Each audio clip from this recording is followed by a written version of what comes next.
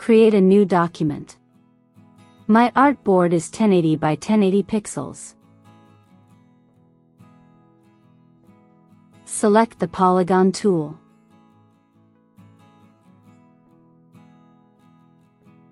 Use a radius of 300 pixels and 3 sides. Select no color for the fill. And pick a stroke color. I use a stroke weight of 1. Select the Direct Selection tool. Select the bottom 2 corners and make them round. Go to Effect. Distort and Transform. Transform.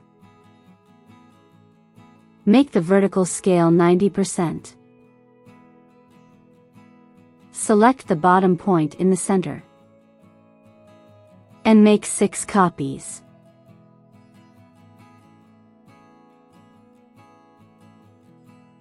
Go to Effect. Distort and Transform.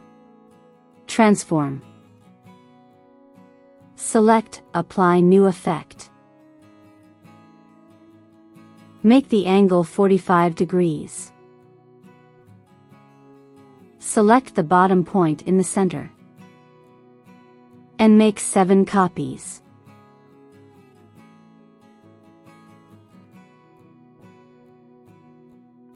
Go to Object. Expand Appearance.